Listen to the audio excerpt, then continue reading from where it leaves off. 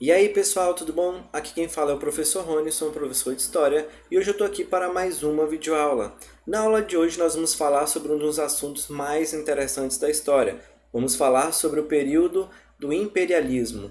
O que foi de fato o imperialismo? Se você quiser saber mais um pouquinho sobre isso, se liga nessa videoaula.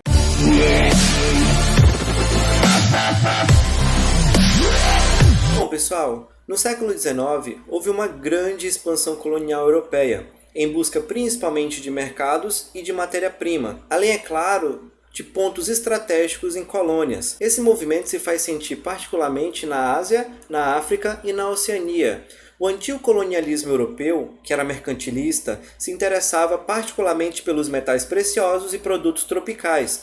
Já esse expansionismo europeu do século XIX, contemporâneo da Revolução Industrial, além de ser um movimento estratégico, procurava novos mercados para os seus produtos industrializados e também matérias-primas indispensáveis para a própria produção industrial. Contudo, esse movimento imperialista ele vai gerar uma corrida entre as várias nações europeias, que vão disputar de maneira indireta todas essas regiões que vão ser destacadas nessa videoaula. Dentro do imperialismo, nós vamos ter diversos objetivos ou necessidades que vão de fato causar a expansão colonial europeia. Dentre eles, a gente pode citar, por exemplo, a procura de novas fontes de matéria-prima, como ferro, cobre, petróleo, o trigo e o algodão, obviamente entre outros produtos, a procura de novos mercados consumidores, a necessidade de se ter mais pessoas adquirindo produtos europeus, também com o grande aumento populacional registrado na Europa, o que fez com que se procurasse novas áreas para o excesso de habitantes que continuariam a ser cidadãos de seus países de origem, busca de bases estratégicas, o desejo de aplicação de capitais, o progresso tecnológico, particularmente nas comunicações, desenvolvimento de ideologias racistas que afirmaram a superioridade da raça branca, crença no progresso e o chamado darwinismo social, em que só os mais fortes devem sobreviver, a visão etnocêntrica do mundo. O que é esse etnocentrismo? É uma ideia de superioridade racial baseada em questões culturais, questões financeiras, questões ideológicas. Tal ideia ela vai acabar gerando desprezo pelo estrangeiro, ou seja, por aquele que não é de origem local. Bom, dentro dessa ideia nós vamos ter a chamada lógica capitalista, que é basicamente o quê? As metrópoles elas ocupavam efetivamente com investimento de capital nas colônias, principalmente na África e na Ásia. As colônias deveriam entregar matéria-prima a um preço muito baixo. A metrópole enviaria produtos industrializados como bens de consumo para as colônias, pelas quais ela deveria fazer o consumo, e essas colônias automaticamente gerariam grandes lucros para a metrópole, ou seja, funcionando a chamada lógica da política colonialista. É bom a gente não esquecer que nessa época nós vamos ter a fusão do capital bancário com o capital industrial, que vai possibilitar o aparecimento do chamado capitalismo financeiro ou monopolista. Bom, com a expansão industrial, as potências europeias lançaram-se vorazmente sobre a África, dividindo-a em regiões e estabelecendo fronteiras artificiais, conforme o desfecho de suas disputas imperialistas. A divisão do continente africano foi estabelecida na chamada Conferência de Berlim, realizada em novembro de 1884 e fevereiro de 1885.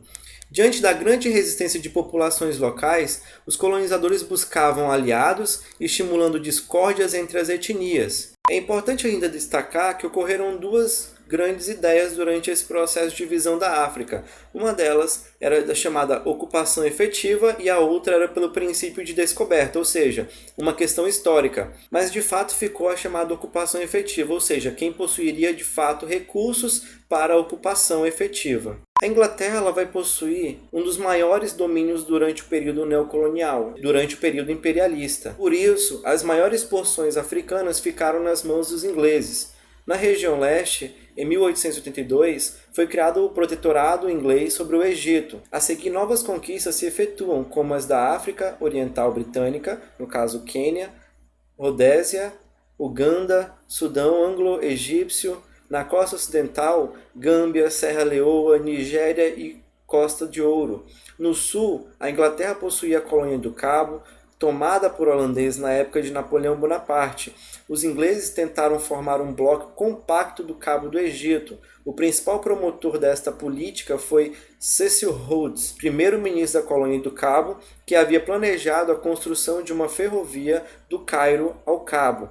A expansão inglesa da colônia do Cabo em direção ao norte promoveu uma guerra com os boeres. Os boeres começaram a hostilizar os estrangeiros e isso foi pretexto para o início das lutas contra os ingleses. Liderados pelo presidente Kruger, com grande heroísmo, os boeres lutaram durante 3 anos, de 1899 a 1902, sendo, no entanto, vencidos. Receberam uma indenização pelos prejuízos sofridos em suas fazendas, ou seja, a Inglaterra, ela, de fato, pretendia estender o domínio dela por vastas regiões da África. Além da Inglaterra, Portugal também vai apresentar uma proposta na Conferência de Berlim, que ficou conhecida como Mapa Cor-de-Rosa, como podemos ver na imagem abaixo. Portugal, além de Angola e Moçambique, queria também os territórios que estavam entre essas duas colônias, o Chipre, porém sem sucesso. Bom, no século XVIII, os funcionários da Companhia das Índias adotavam uma política de contatos frequentes e amistosos com a população local, ou seja, indiana. A partir de 1840, a situação mudou e os servidores ficaram proibidos de participar de festas indianas. As consequências dessa política isolacionista foram graves. O expansionismo ele vai continuar. A política britânica em relação aos hindus era cada vez mais opressiva. Muitos territórios independentes foram anexados. Se o príncipe indiano não tivesse herdeiro legítimo ou fosse considerado corrompido ou depravado, era deserdado. Isso tudo aumentava os sentimentos anti-britânicos. A dominação da Índia pelos ingleses começou a partir de 1608, com uma empresa privada, a Companhia das Índias Orientais, que estabeleceu entrepostos comerciais nas principais cidades costeiras e, em seguida, foi ocupando territórios.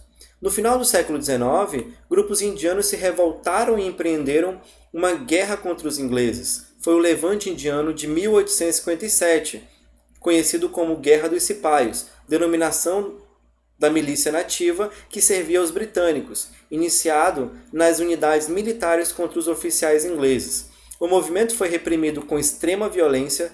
Mais tarde, em 1876, o primeiro-ministro britânico transformou a Índia em parte do Império Britânico. Na ocasião, por exemplo, a Rainha Vitória foi coroada com o título de Imperatriz da Índia.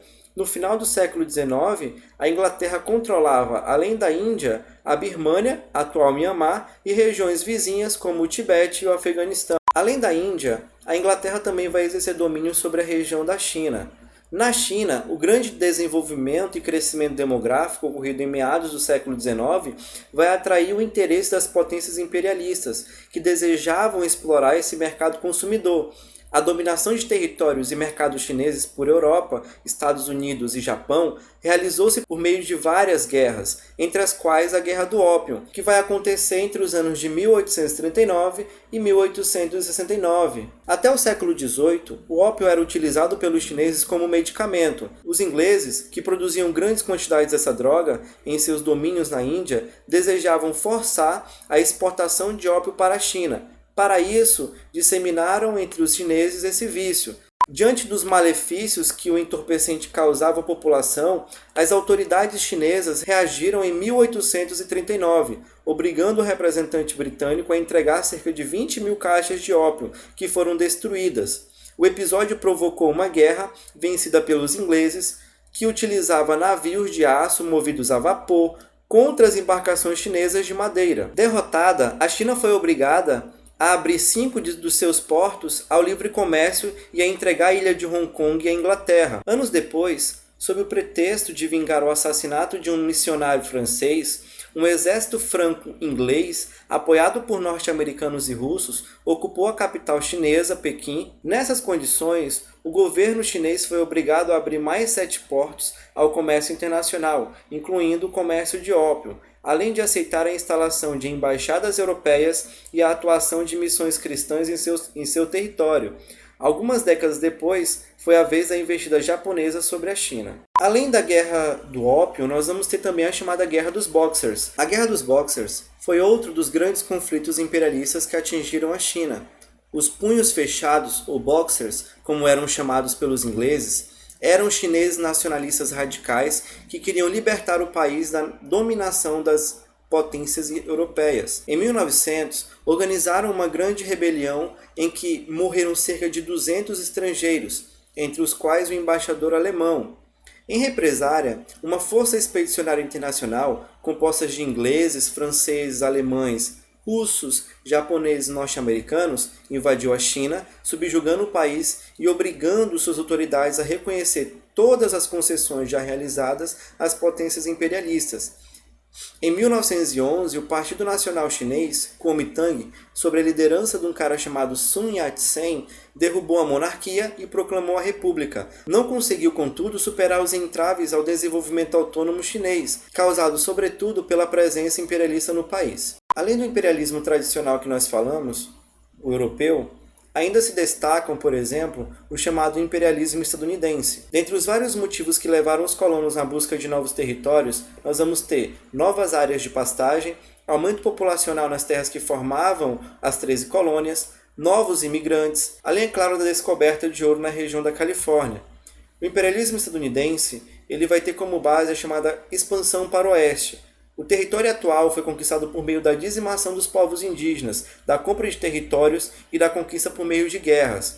Essa expansão foi baseada na que chamamos de Destino Manifesto. Essa doutrina afirmava que o povo dos Estados Unidos foi escolhido por Deus para dominar, justificou os massacres e extermínios em nome da ampliação territorial.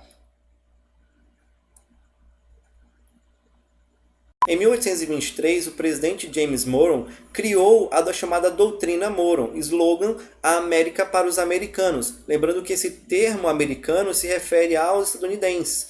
Desejava diminuir a influência das potências europeias sobre os países americanos, ou latino-americanos, com o objetivo velado de tomar tal posição, ou seja, com uma ideia de que eles protegeriam a América, mas que na verdade só serviriam aos interesses dos Estados Unidos. Ou seja, galera, tudo isso que nós falamos aqui nessa aula faz parte do contexto imperialista. É claro que outros países vão participar desse contexto, como é o caso, por exemplo, da França, da Bélgica, da Itália, da Espanha e ainda da Alemanha, que vai sair atrasada nesse contexto imperialista. Um caso interessante, o fato da Alemanha e da Itália se unificarem tardiamente, esse processo ele vai se dar principalmente nos territórios europeus, causando, por exemplo, as tensões que vão desembocar principalmente no conflito da Primeira Guerra Mundial. Bom, pessoal, essa foi a aula de hoje. Eu espero que vocês tenham entendido. Não esqueça de deixar o seu like, o seu comentário e de se inscrever no canal.